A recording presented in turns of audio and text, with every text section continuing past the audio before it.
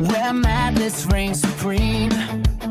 Louis and Sophia, the ultimate dream. Tales of pop culture, they share with flair. Geek out with them if you dare to care. Master of madness, casting a spell. Queen of chaos, who knows it well. Welcome to the AngryGeeks Show, where madness and chaos forever flow.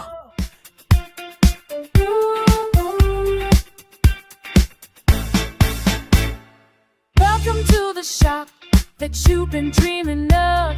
Present View Comics, it fits like a glove. Over 250,000 tales waiting to be told. Find some magic, come and grab some gold.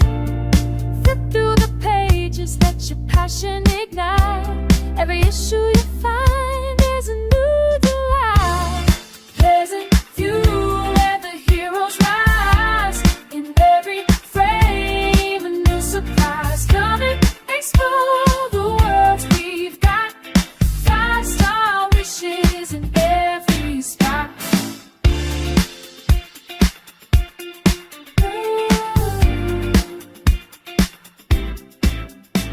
From classics to treasures, we've got. Hey, it's Monday night and I'm in for a fright. Yeah, that's right. I'm off my game. I'm totally off my game. I've been looking for something that I don't want to talk about, but yeah. Hi, little one. Hi.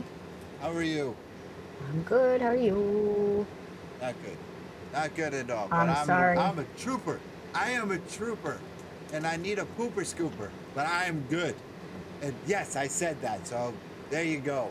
But I am here because the show must go on, and we are the #1 stream team in New England, and we are here to prove that. And we got a good guest backstage. He's an award-winning writer. He worked with DC Comics. He's got a new graphic novel coming out, and we're going to talk to him. And we got comments coming in already. And yeah, and I spent the whole day up in the heat layer that's right across from the bathroom. And I didn't do anything today but run back and forth. Because I am a trooper. Yes. Yes. And I missed talking to my little sister today because I didn't have any chance to do anything. So anyway, how was your day? Hey, day was good. I was playing some Fortnite, streaming. Yeah, I was going to stream, but then I figured no, because I would have to get up and leave. So I didn't want to do that, but I was Hello, playing. Claude. Hey, Claude, what's going on? But I Welcome didn't do that, you know? And Hi, Mrs. well, hey, Raver. hey, baby, but I mean, Hey, Lou. well, hey, Ooh, baby. long time no see Sophia. How's it going? So Hey. good to see you. Hello, baby. That's what it was. Anyway, all right, we got any more comments? What'd you think of the new intro? I like it. I didn't like that you took 30 seconds to play it. It was like quiet for 30 seconds, but you'll get it. Because I want to share.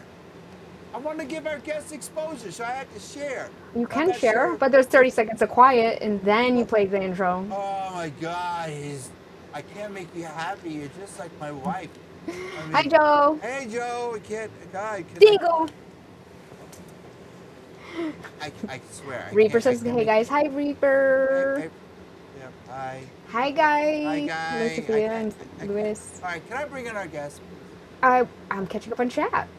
Give me 1 second. I'm doing He's like- great. I just got home from work. Nice. Hi, Bay City. No audio alert from work. Thank you. We're caught up on chat. Thank you. All right, good. Because our guest back here, very important guy. He wrote one of my all-time favorite characters. He wrote, okay, Green Arrow.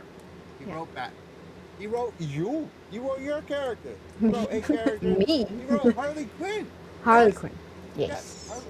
Yes. But now he's got a new book, and it's it's full of madness. It's full of chaos. My Okay? kind of And my I kind of mean, story. Yeah, it's about having a good time of blowing up the world.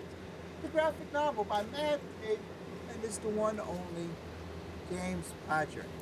What's going on, James? And he was Hello. in the back going, what the hell? It's like, if I wanted to have an argument. Hi, Chris. Why is Louis so quiet? I keep telling him to move his mic closer. All right, is that better? I don't know why I'm so quiet. I don't know. What's going on, Chris Mack, the How's it going, mayor Chris? of Twitch? Chris Meck has entered the chat. Dig it? Oh yeah. Yes. Oh. Oh, there you go. Is that better? There. Thank you, Chris, for Yeah. letting us know. Yeah, thank you, Chris. That might be anyone. James, you're a decorated veteran in comic books, and you have this new book coming out from Mad Cave. Why did you choose? This is a big question, and I like asking this because we work with Mad Cave. Obviously, we get a lot of our people. Mad Cave, a lot of our guests. Why did you choose Mad Cave to produce this one book first? Mad Cave so far has been wonderful. I've known Mike Marks for quite a while, so I think I was just pitching Mike some stuff, and this was one of them. The interesting thing was it wasn't manga or manga inspired from the beginning. It was just I just pitched it as a regular comic, as a regular Okay. 5-issue series. And Mike was like, "Hey, this, what would you think about turning this into manga?" And I was like, "Yeah, I'd love to." So I actually have I have a ton of projects with Mad Cave, and not all of them have been announced, but even everything, I have some stuff coming out in paper cuts, and of course Nakama is the manga imprint, and Mad Cave Central, and one thing's going to be announced in about a month. But as far as World Enders goes, it just was a matter of that's one of the people I was talking to, and they liked the idea, and so when they threw that at me, I was like, yeah, I would love to write some manga. This will be my first manga, although we do kind of call it manga inspired. So it's kind of my first foray into that, and I'm really excited about it. So I just went with them because of my connections with them, and because I really like them. I really like how they create the creator-owned deals and stuff like that. That's awesome. Awesome. It is, isn't it? All right, so let's talk about the inspirations of the book. Where did the ideas come from? Let's talk about the different characters as well. So, Okay. First part of this, let's talk about where did the idea of World Enders, and let's talk about where the title came from right away. So I wish I could say that World Enders was like some one moment, but I don't think it was. The truth is that it's about 20 or 25-year-old idea that I had about just an apocalyptic, like four people in the apocalypse going around raiding, being idiots, and then they just decide to blow up the world because they learn there's a doomsday device that can blow up the world. I guess one of the biggest inspirations is Beneath Planet of the Apes, where at the end they just blow everything up, and I was like, man, I want to do a whole story about just blowing up the world. Like from the beginning, they know that doomsday device is there, and they go to blow up the world. So a long time ago, I thought that was, I think that's kind of, but there was no, I have a book called Kaiju Score, and like I remember the moment that I thought, the hook of that book, which is 4 criminals pull off a heist during a giant monster attack. I remember the moment I had the hook. This, I don't remember, speaking of kaiju, Cat butt. but this, I don't remember like ever having one moment. And like I said, it's about 20 or 25 years old, and I would poke at it here. I would poke at it here every 5 years. I'd say, oh, this would be a cool scene and whatever. And then I had to pitch. And recently, I felt like things were ready for this story, because it's kind of like tapping the vein, so to speak. Because everybody right now is like, the world sucks. I wouldn't mind if it blew up. There's kind of that vibe amongst generations younger than I am, and my generation too, I guess. But so I thought it was a good time to kind of tap into that feeling of, what if we just blew up the world because it sucks?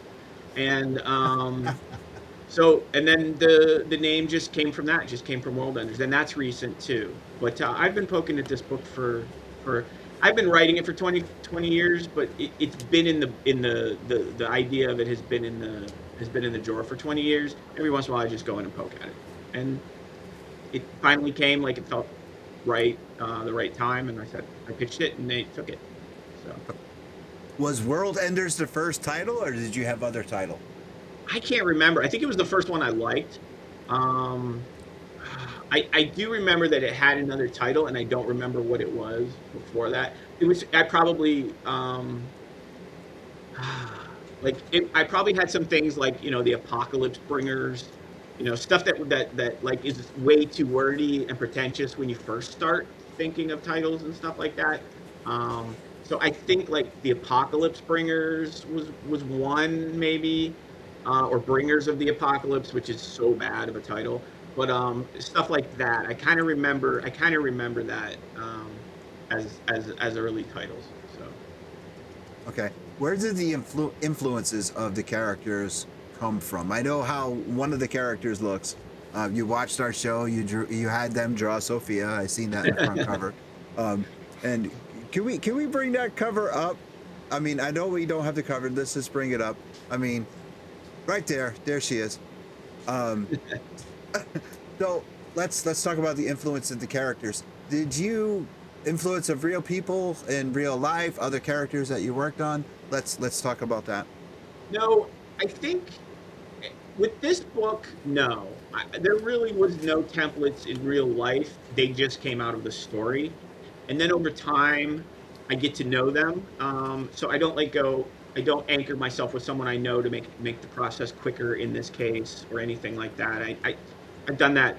I don't do that often, but I start with the hook, and then I start with the vibe, and then I start to build out, and then the characters kind of position themselves as sort of, how do you pit these people against each other, or how do these people play off of each other, in their types, and then they shift a little bit. So, Pullman from the beginning, I always thought I had this guy that was like, am I allowed to swear?